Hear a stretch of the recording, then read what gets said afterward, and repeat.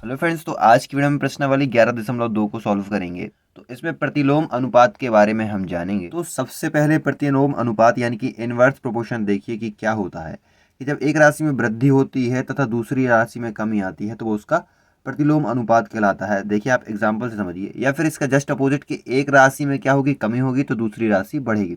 जैसे कि मान लीजिए ये दो आदमी है, ठीक है। ये दो आदमी मिलकर किसी काम को 2 दिन में निपटा देते हैं, 2 दिन में, ठीक है। तो अगर ये काम हमें एक दिन में निपटाना है तो हमें क्या इसके डबल 4 आदमियों की जरूरत पड़ेगी। 1 2 3 4, 4 आदमी जब मिलेंगे तो 4 आदमी इसको एक दिन में निपटा देंगे, ठीक है। 2 आदमी 2 दिन में निपटाते हैं तो 4 आदमी अगर लगा दिए तो एक दिन में निपटा देंगे। यहाँ पर देखिए, आदमी क्या है, आदमी यहाँ पर कम है तो वो 2 दिन में काम कर पा रहे हैं। हमने आदमी बढ़ा दिए तो काम अब कितने दिन में हो गया, एक दिन में हो गया कि नहीं हो गया, है ना। यहाँ पे 2 दिन लग रहे थे, ज़्यादा लग रहे थे, अब एक दिन में हो गया काम। यही यही हमारा क्या कहलाता है, प्रतिलोम अनुपात कहलाता है।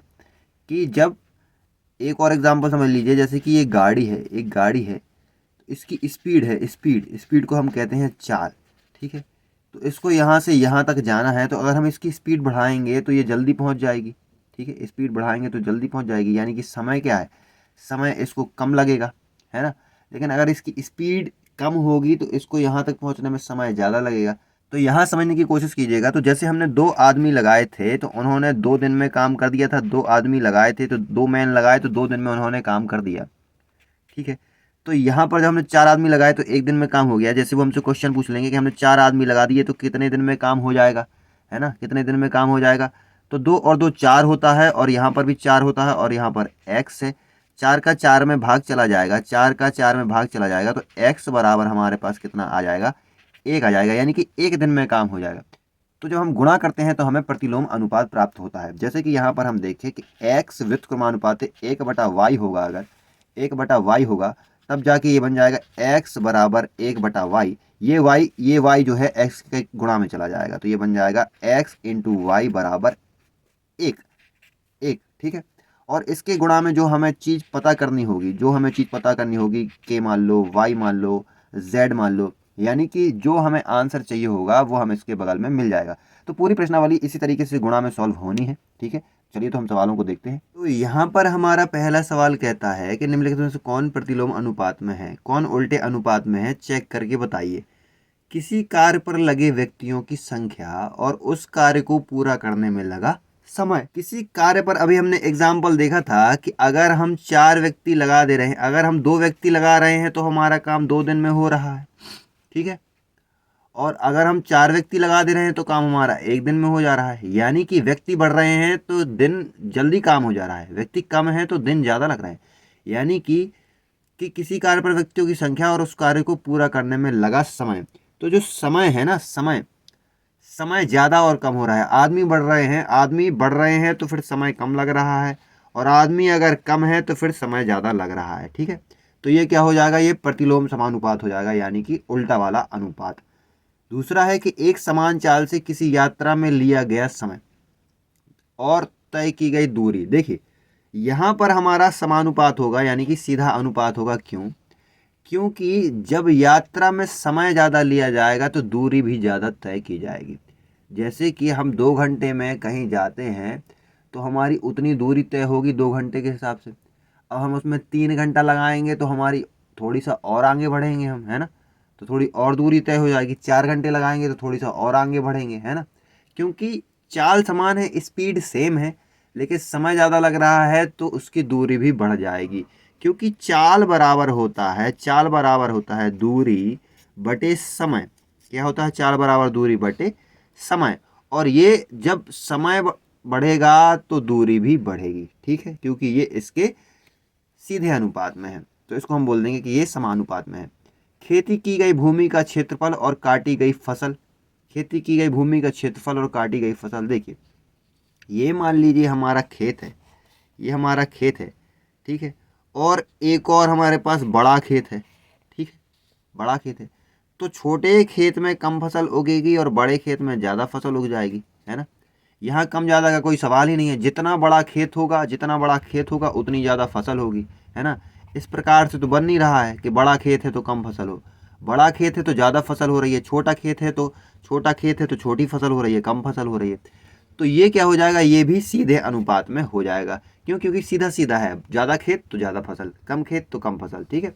अब चौथा देखते हैं कि एक निश्चित यात्रा में लिया गया समय और वाहन की चाल। निश्चित यात्रा में लिया गया समय और वाहन की चाल, देखिए ये प्रतिलोम समानुपात हो जाएगा। क्यों? देखिए अगर हम चाल, स्पीड को हम बढ़ा देंगे, अगर हम चाल स्पीड को बढ़ा देंगे तो समय क्या है, कम लगेगा, है ना। कहीं हमें जाना है, हम अब गाड़ी का एक्सीलेटर तेज कर लेंगे तो हम जल्दी पहुंच जाएंगे, है ना।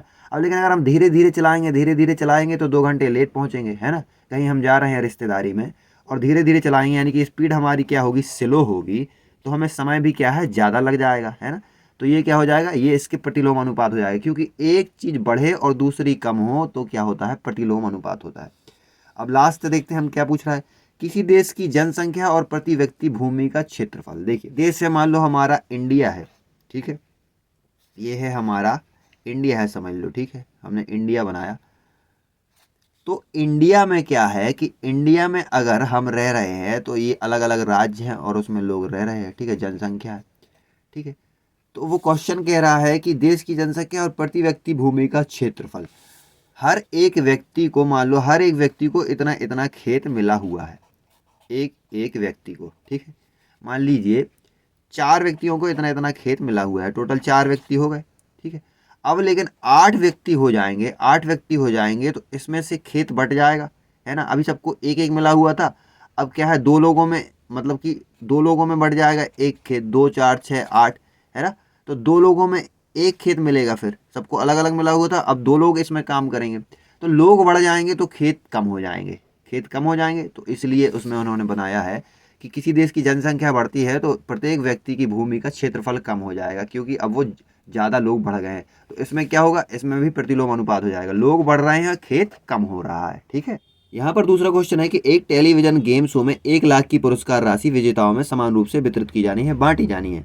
निम्नलिखित सारणी को पूरा कीजिए। ये सारणी दी गई है हमें कि क्या व्यक्तिगत विजेता जो कि उसको दी जाने वाली राशि है वो विजेताओं की संख्या के अनुक्रमानुपाती है या फिर व्युत्क्रमानुपाती है, यानी कि जितनी उतनी संख्या है उसके हिसाब से उसको धन मिल रहा है, या जैसे संख्या बढ़ रही है तो धन कम होता जा रहा है, संख्या बढ़ रही होगी, संख्या बढ़ेगी और धन कम होगा तो क्या हो जाएगा, व्युत्क्रमानुपाती होगी।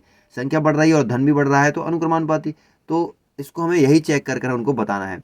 जैसे एक व्यक्ति को, वो सारे सवाल इसमें गुणा में लगाए जाएंगे, इसका और इसका हम गुणा करेंगे, इसका गुणा करेंगे।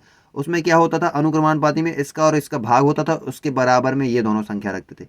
लेकिन व्युत्क्रमानुपाती में क्या होगा कि इसका और इसका गुणा किया जाएगा और इसका और इसका गुणा किया जाएगा, क्योंकि बराबर में संख्या रखी जाएगी। क्योंकि x व्युत्क्रमानुपाती 1/y जब होता है तो x बराबर 1/y रखते हैं अगर हम, तो x इंटू वाई बराबर 1 हो जाता है। तो जो बटे में आ गया ना, ये बटे में आ गया, x बटे वाई, यहाँ पर बटे में था तो ये गुणा में आ गया।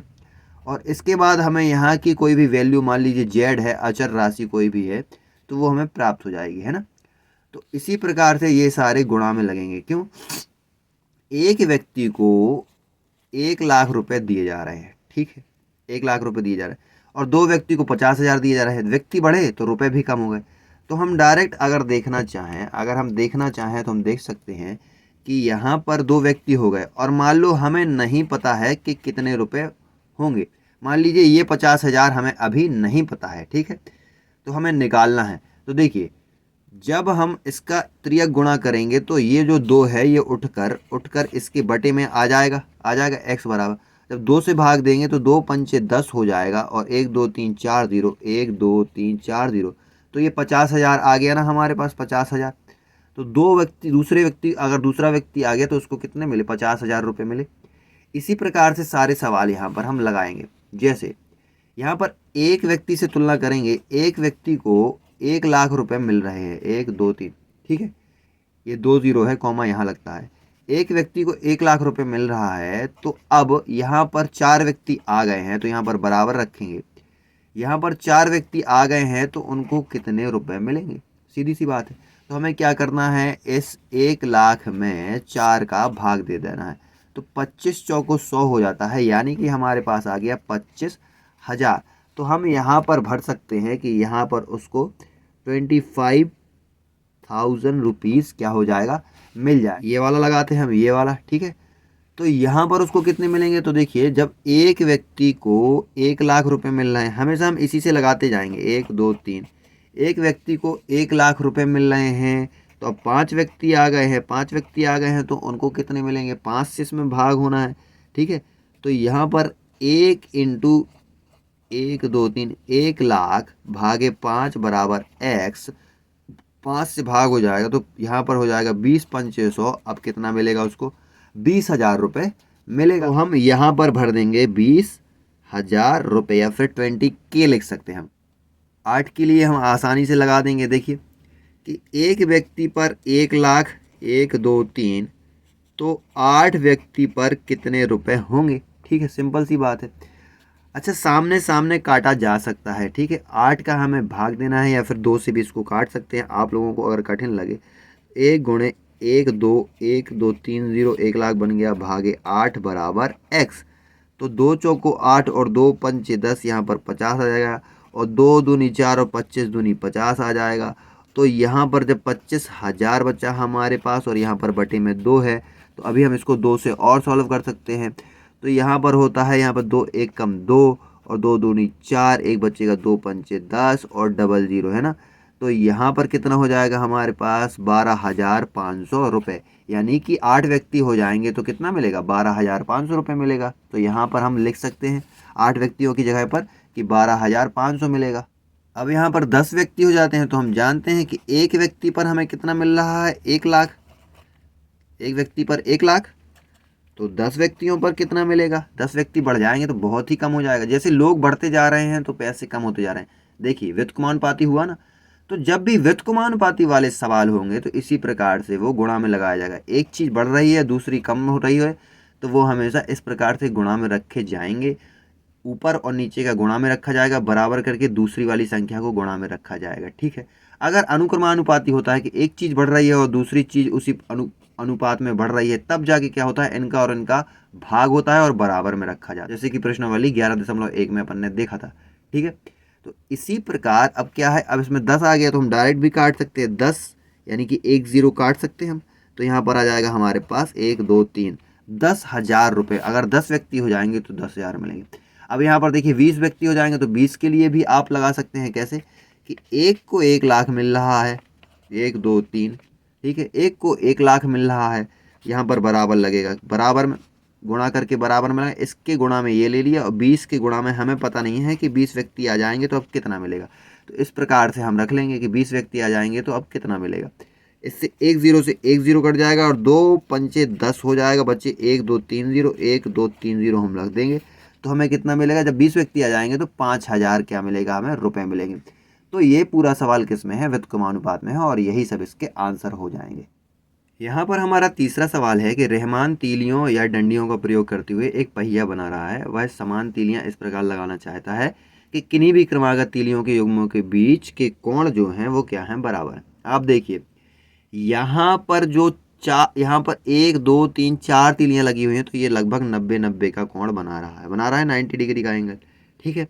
अब यहाँ पर 1 2 3 4 5 और 6, 3 और 3 6 तीलियां हो गई हैं। तो अब ये कोण देखिए 90 से बहुत कम हो गया है, हो सकता है 45-30 के आसपास हो, कोण कम बना रहा है। यहाँ पर तीलियां और बढ़ा दी है तो और छोटे छोटे कोण हो गए हैं, यानी कि तीलियां यहाँ पर क्या हो रही हैं, बढ़ रही हैं, तो कोण कम होता जा रहा है। तो ये प्रतिलोम अनुपात में है। अब वो हमें कोण निकालने के लिए देंगे। अब कह रहे हैं कि निम्न सारणी को पूरा करके उसकी सहायता कीजिए। तीलियों की संख्या 4 है, फिर उन्होंने और बढ़ा दी, 6 कर दी, फिर 8 कर दी, फिर 10 कर दी, फिर 12 कर दी। तो क्या है, क्या कोण बनेंगे, हमें कोण यहाँ के निकालना है। तो हम जानते हैं कि हमें प्रतिलोम अनुपात में इसका और इसका गुणा करना है, उसके बराबर में इसको रखना है।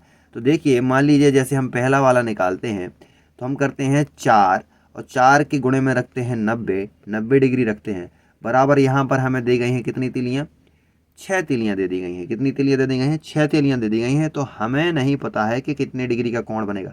हालांकि 60 डिग्री उन्होंने दे रखा है, लेकिन हम इसको छुपा लेते हैं। देखिए 60 निकलता है तो ये हमारे प्रतिलोम अनुपात में होगा। तो देखिए यहाँ पर अगर हम इसको सॉल्व करना चाहें तो 2 दूनी 4 और 2 तिहाई 6 हो जाएगा, और यहाँ पर 3 त्रिका 9 हो जाएगा, यानी कि 30 आ जाएगा, और 30 का 2 में गुणा हो जाएगा तो कितना बन जाएगा, 60 बन जाएगा। यानी कि हमें पता चल गया कि ये प्रतिलोम अनुपात में है। तो इसी प्रकार से हम ये सभी बॉक्स को भर सकते हैं। कैसे, देखिए यहाँ पर 4 इंटू 90 हम लेंगे, 4 इंटू 90 लेंगे इसका और इसका। अब 8 के अनुपात के बराबर में इसको रख देंगे और गुणा में रख देंगे x। ठीक है, तो जब 90 डिग्री का 4 तीलियों में 90 डिग्री का कोण बन रहा है, तो 8 तीलियों में कितने डिग्री का कोण बनेगा ये निकल कर आ जाएगा। तो 4 दूनी 8 हो जाएगा हमारे पास। अब 2 बचा, 2 से हम इस 90 को काट देंगे तो हमारे पास आ जाएगा कि हमारा 45 यानी 45 दूनी 90 हो जाएगा, तो 45 डिग्री का कोण बन जाएगा। अब यहाँ पर हम 10 के लिए भी देख सकते हैं, यहाँ पर हमारा ये वाला 10 वाला है। देखिए तो 4 डिग्री में जब 90 डिग्री का कोण बन रहा है, 4 तीलियों में 90 डिग्री का कोण बन रहा है, तो वो कहेंगे कि भाई साहब 10 तीलियों में कितने डिग्री का कोण बन जाएगा, 10 तीलियों में कितने डिग्री का कोण बन जाएगा। ठीक है, हम करना चाहेंगे इसको, 1 0 से 1 0 कट जाएगा, केवल 9 बचेगा यहाँ पर, और 4 नाम 36 होता है हमारे पास। तो x बराबर हमारे पास आ जाएगा कितना, 36। यानी कि यहाँ पर कितना, 36 डिग्री का कोण बनेगा। 8 तीलियों में कितना बन रहा था, 45 डिग्री का कोण।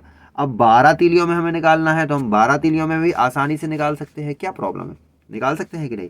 तो देखिए जब 4 डिग्री पर 90 डिग्री का कोण बन रहा है, तो 12 तीलियों पर, 4 तीलियों पर 90 डिग्री का कोण बन रहा है, तो 12 तीलियों पर कितने डिग्री का कोण बनेगा, आसान। ठीक है, तो 4 ती 12 हम इसको इस प्रकार से काट देंगे, और यहाँ पर 3 त्रिका 9 हो जाएगा, तो यहाँ पर आ जाएगा x बराबर 30 डिग्री का कोण हमारा बनेगा। तो यहाँ लिख देंगे 30 डिग्री का बनेगा। हाँ, कह रहा है कि क्या तीलियों की संख्या और क्रमागत तीलियों के किसी युग्म के बीच कोण का प्रतिलोम समानुपात है क्या। तो हाँ, प्रतिलोम है ना। यहाँ पर देखिए तीलियां बढ़ रही हैं तो इसकी डिग्री कम हो रही है। देखिए 4 थी तो 90 का था, 6 तीलियां बढ़ी तो 60 हो गया, 8 हो गई तो और कम कोण बन गया, 10 हो गई तो और कम कोण बन गया, 12 हो गई तो 30 का ही कोण बन गया। यानी ये प्रतिलोम अनुपात में है। हाँ, तो बोल सकते हैं हम कि ये प्रतिलोम अनुपात में है।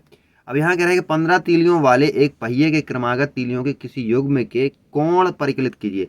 यानी कि अब 12 नहीं, अब वो कह रहा है कि अब 15 तीलियां हो गई हैं। 15 तीलियां हो गई हैं, तो आप हमें बताइए कि कोण कितने का बनेगा। तो सिंपल है, हम उसी तरीके से इसको सॉल्व कर लेंगे। भाई तो 15 तीलियां हो गई हैं तो क्या दिक्कत है ना, हम तो सॉल्व करना जानते हैं। तो जब 4 तीलियों पर 90 डिग्री का कोण बन रहा है, तो 15 तीलियों पर कितने डिग्री का कोण बनेगा ये हम निकाल लेंगे, आसानी है। ठीक है, 15 छक्का 90 होता है, 6 बार में 90 कट जाएगा, तो 4 छंग 24 हो जाएगा, यानी कि x बराबर 24 डिग्री आ जाएगा। यानी कि 15 तीलियां हैं तो यहाँ पर कितने डिग्री का कोण बनेगा, 24 डिग्री का कोण बनेगा।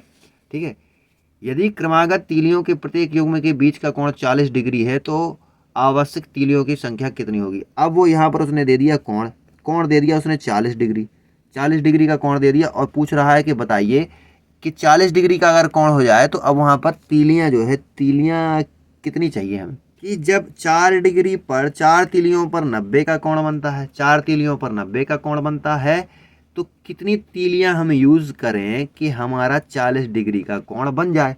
यही तो पूछ रहा है, कितनी तीलियां हम यूज करें कि 40 डिग्री का कोण बन जाए। 4 से इस 40 को हम काट देंगे तो 4 धाम 40 हो जाएगा हमारे पास। 1 0 से 1 0 कट जाएगा, तो केवल हमारे पास x बराबर 9 बचेगा। मतलब कि 9 तीलियां होनी चाहिए तो हमारा 40 डिग्री का कोण बन जाएगा। यानी कि 9 तीलियां होनी चाहिए, 9 तीलियां होनी चाहिए। तो 8 तीलियां थी 45, 9 हो जाएंगी तो अपने आप 40 बन जाएगा, है कि नहीं। पर हमारा चौथा प्रश्न बोल रहा है कि 24 बच्चों में मिठाई बांटी जाए तो प्रत्येक को 5-5 मिठाई मिल जाती है, लेकिन जब हम बच्चों की संख्या 4 कम कर देंगे तो प्रत्येक को कितनी कितनी मिठाई मिलेगी। यानी कि 24 बच्चे हैं, 4 बच्चे हमने कम कर दिए, यानी कि अब 20 बच्चे हो गए हैं, तो प्रत्येक को कितनी मिठाई मिलेगी। तो यहाँ बहुत ही सिंपल है, 5-5 मिठाई मिलती थी पहले जब 24 बच्चे थे, अब बच्चे हो गए हैं 20, तो कितनी कितनी मिठाई मिलेगी। तो अगर हम इसको काटना चाहें तो 5 से कट जाएगा 5 चौको 20, और 4 से ये कट जाएगा 4 छंग 24, तो यहाँ पर हमारा आ जाएगा x बराबर 6। यानी कि अब बच्चे कम हो गए हैं तो सबको मिठाई ज़्यादा मिल जाएगी, यानी कि 6 मिठाई मिल जाएगी। यही इसका आंसर हो जाएगा। तो यहाँ पर हमारा 5वां क्वेश्चन कह रहा है कि एक किसान की पशुशाला में 20 पशुओं के लिए 6 दिन का पर्याप्त भोजन है। यदि इस पशुशाला में 10 पशु और आ जाएं तो भोजन कितने दिन तक चलेगा।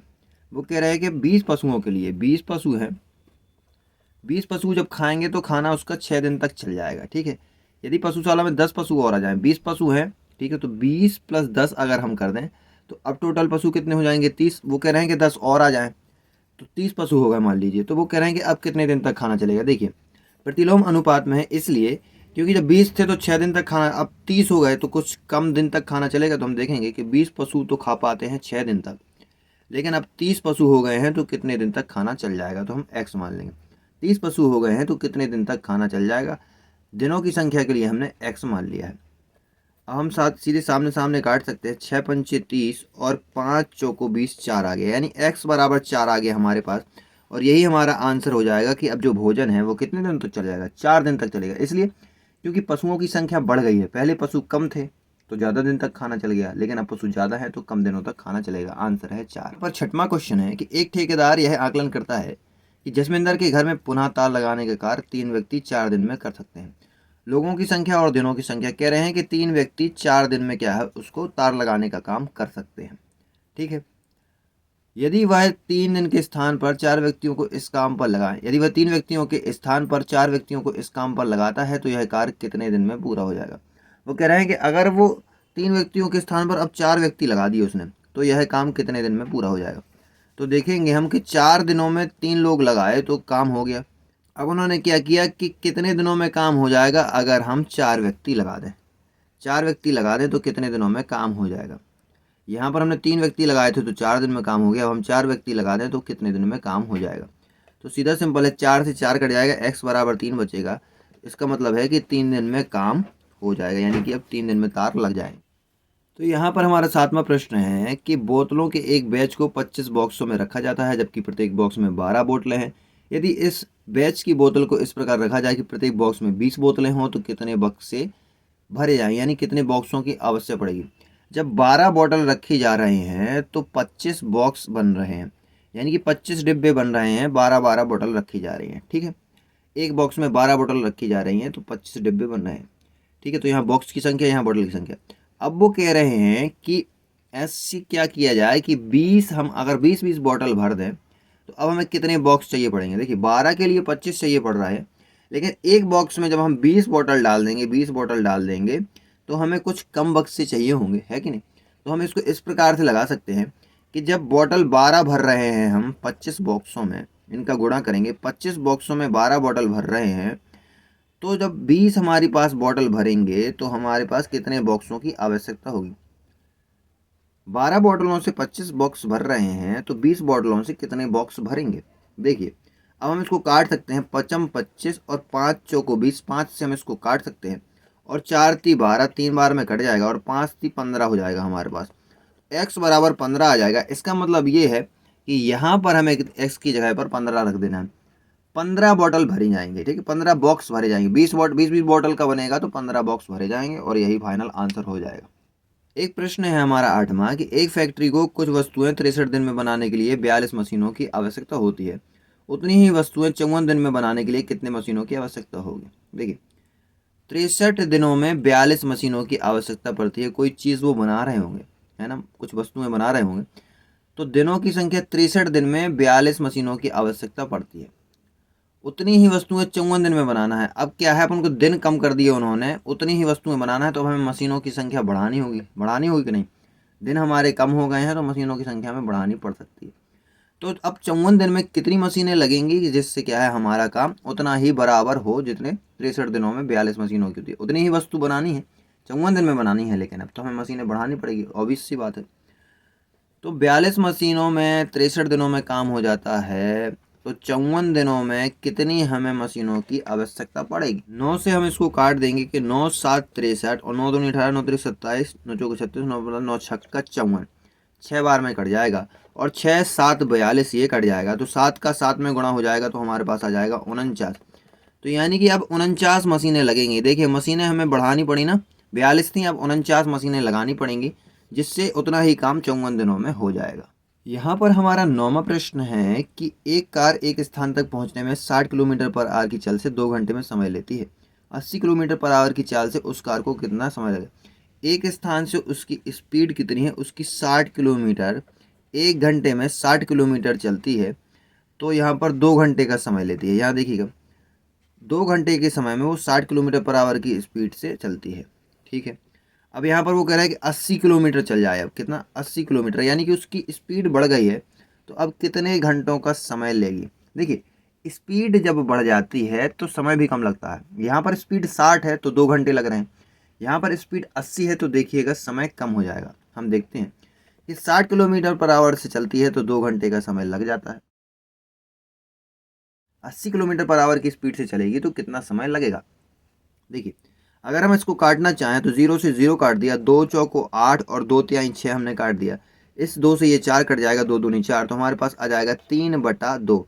x बराबर 3/2।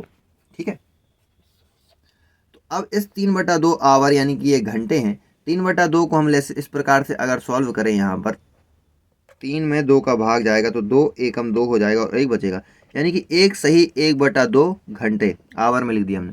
1 सही 1/2 घंटे का मतलब है कि 1 घंटा और 30 मिनट उसको लगेंगे। पहले 2 घंटे लगते थे, अब उसको कितना समय लगेगा, 1.5 घंटे में वो क्या है 1 घंटे 30 मिनट में आप पहुंचा देगी, क्योंकि यहाँ पर स्पीड उसकी बढ़ गई है और यही उसका फाइनल आंसर हो जाएगा। यहाँ पर हमारा 10वां प्रश्न है कि 2 व्यक्ति एक घर में नई खिड़कियाँ 3 दिन में लगा सकते हैं। कार्य प्रारंभ होने से पहले एक व्यक्ति बीमार पड़ जाता है, अब वह कार्य कितने दिन में पूरा होगा।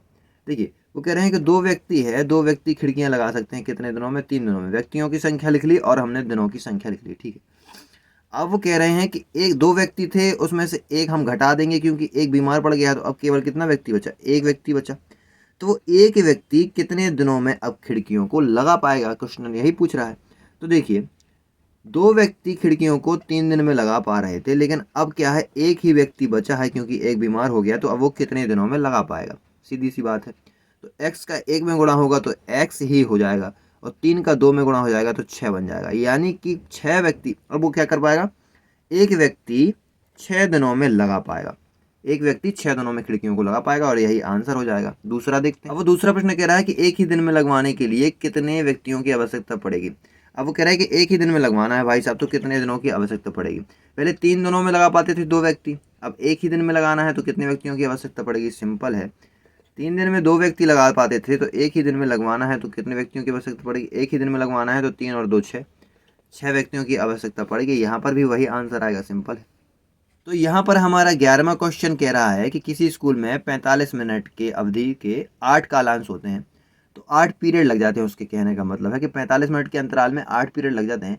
यदि लेकिन अब हमें क्या है, 9 पीरियड लगवाने हैं, 9 पीरियड लगवाने हैं, तो हमें क्या है, जो समय है वो कितना करना होगा। ठीक है, तो यहाँ पर वो हम कहते हैं 9 पीरियड लगवाना है, तो अब समय तो कुछ कम हो जाएगा ना। अभी तो 45 मिनट का एक पीरियड लग रहा है, लेकिन अब 9 पीरियड लगवाने हैं तो एक पीरियड बढ़ जाएगा, तो समय हमें थोड़ी सा कम करना पड़ेगा, क्योंकि प्रश्न कह रहा है कि समय को बराबर रखते हुए, समय को ध्यान में रखते हुए, जैसे कि सुबह से शाम तक स्कूल लगता है तो उतना ही लगेगा, उससे टाइम नहीं बढ़ाया जाएगा, लेकिन 9 पीरियड बढ़ा दिए जाएंगे उसी समय में रहते हुए। तो हम क्या करेंगे, थोड़ी सा समय को कम कर दिया जाएगा। तो यहाँ पर देखिए, 8 पीरियड लगते हैं 45 मिनट के, अब हमें 9 पीरियड लगवाने हैं, तो अब हमें समय को कितना करना पड़ेगा जिससे हमारे 9 पीरियड लग जाए। तो 9 पना 45 5 बार में कट जाएगा, और 8 पंचे 40 हो जाएगा यहाँ पर। तो x बराबर हमारे पास आ गया 40, यानी कि हमें अब पीरियड 40 मिनट के करने होंगे, तब जाके 9 पीरियड लग पाएंगे।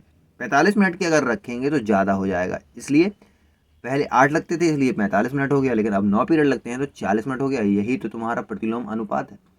तो इस प्रकार से प्रश्नावली के सारे क्वेश्चन हो गए हैं। वीडियो पसंद आए तो वीडियो को लाइक करें, और चैनल पर नए हो तो चैनल को सब्सक्राइब करें। Thank you.